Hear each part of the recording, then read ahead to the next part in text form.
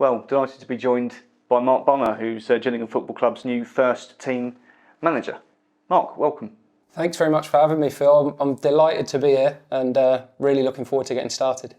Yeah, you just give us your initial thoughts. Obviously, very, very happy. Just talk us through the process and how happy you are to be here. Look, I'm delighted to be here. I think for me, when you put together what is it you look for in a job, I think one is you want opportunity, you want to work with good people. I've been really impressed with the people that I've met so far.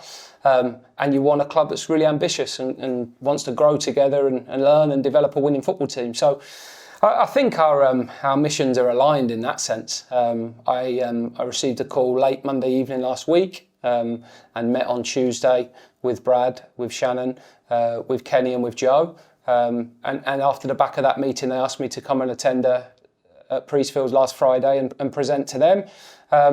And then Monday afternoon, I heard that they'd like to offer me the job, and Tuesday morning, I'm here signing and getting everything sorted and off and running. So, yeah, I've been really impressed with the process, really impressed with the people that I've met. I love the vision for the club. And this is a big football club, you know. I love seeing everything that's in operation and all the plans for the future. So I'm really excited to get started. You've kind of touched on it, but why Gillingham? What was the massive appeal about this job?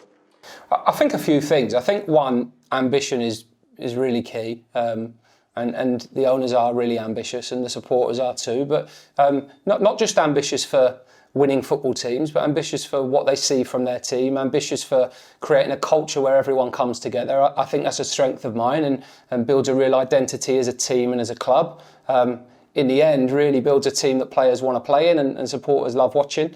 That's the dream, that's what we're trying to work with. I've got some brilliant people here to help me.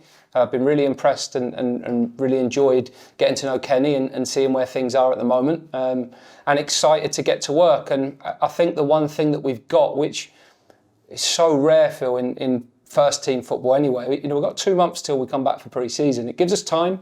It gives us time to plan. It gives us time to be really well organised for pre-season, really well organised with where we want to go with the team in terms of recruitment. And if we can get things right, then we'll be in a strong position when we come back, and then the real work starts at that point.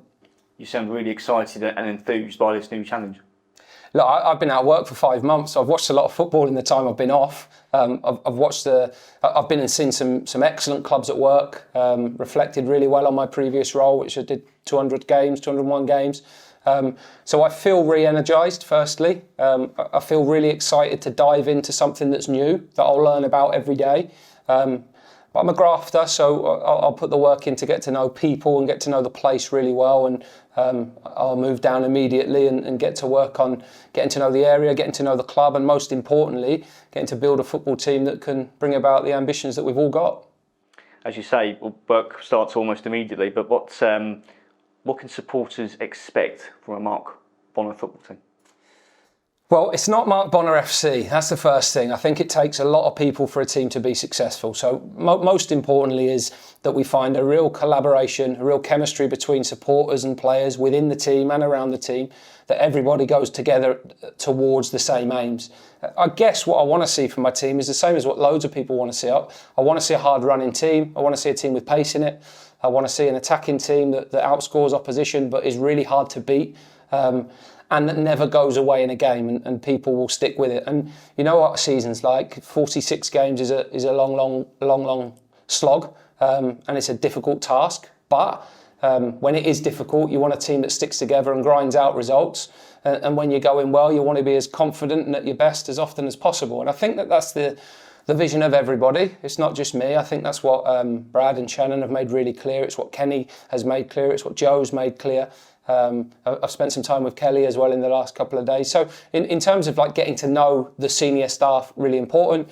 And now it's get to work on understanding and learning more about the players, even though they're not here, and really getting to grips with meeting staff and putting my idea of what this team should look like into action. So what are your immediate priorities, would you say? Yeah, there's probably a few, and you have to try and prioritise, what comes first. I think first and foremost it's tying up the retained list and making sure we know where we are with the current squad, and making sure all those messages are communicated publicly but to players and agents as well. Secondly is looking at recruitment for the summer. We've got a lot of work to do. If we're going to build a team that's that's a force in the league, which we want to be, but everyone wants to be at this time. We've got to get to work on adding to the squad and bringing in players that can help us get better. I think that's the fundamental thing and the most important thing on the radar right now.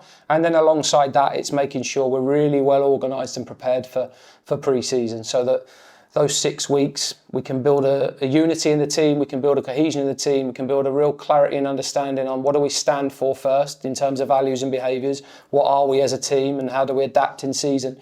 We've got to put all those things together, which is a great task, but we've got time to prepare for it. That's the thing that's exciting. I think we can plan something that gives us the foundation to start well in pre-season, and then the work starts to get to work on being ready for August. You touched on recruitment. At this stage, do you know exactly what you want, or maybe perhaps who you want? Yeah, I think there's some really good work gone on here already. I've met with Kenny, I've met with Andy, and those two are going to be massive for me. One in terms of their knowledge of the club and the league and the players, that the work's already gone on.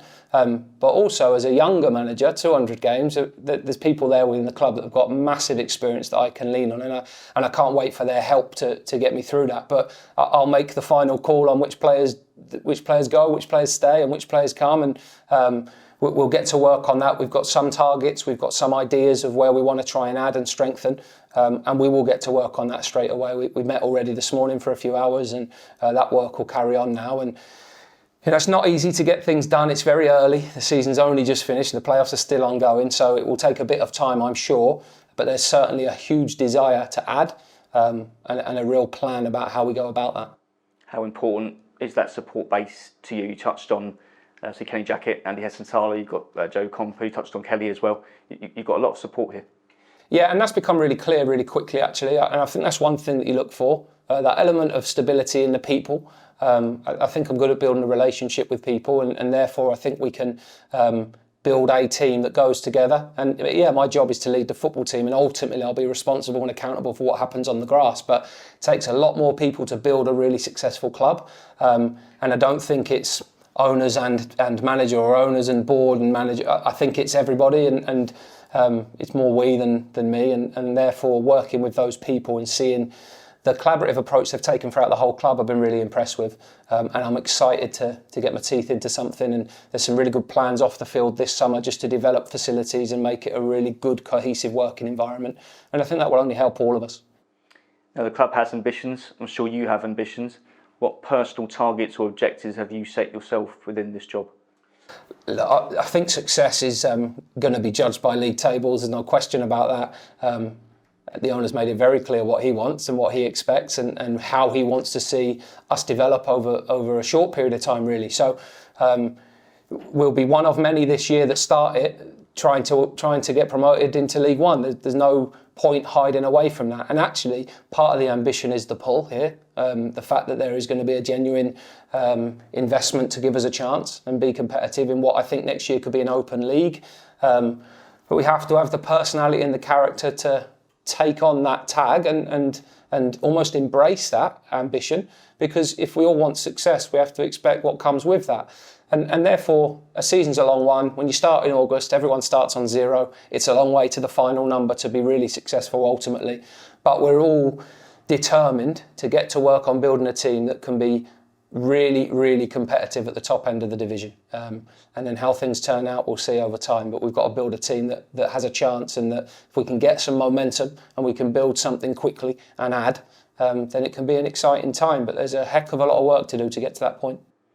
You've been promoted from this division before, of course, with Cambridge United.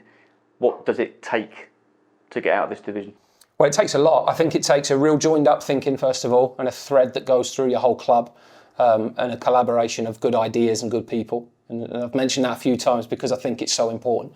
Then it takes match-winning players, a real strong base to your team that makes you hard to beat. But ultimately, you've got to outscore opponents and outscore teams in the league. So we have to do that. We have to improve in those areas to give ourselves a chance of being on the winning side more often. It takes an enormous amount of resilience, because a football season isn't good to great. It takes all host of ups and downs and good spells and bad spells, and having calm and composure and clarity in those moments is really key. And then you have to have a togetherness in your team. So the ambition's fine, the talent's got to be there, that's obvious. You have to work like a dog for 9-10 months, which is really demanding and really challenging. But we've got to get to work on that. And then that togetherness element is everything. You want to be successful for yourselves, of course, but fundamentally you're only successful if there's a huge togetherness about what you're going after. And when we get to work on that with everybody and we get to get time with the players, we'll really get working on that straight away.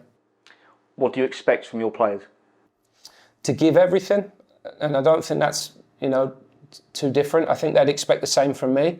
To be honest, to be really respectful, to be a decent person, to carry the values of the club and behave in a way that represents this town, these people and this club properly. I think that's important. A real club first, team first mentality is important.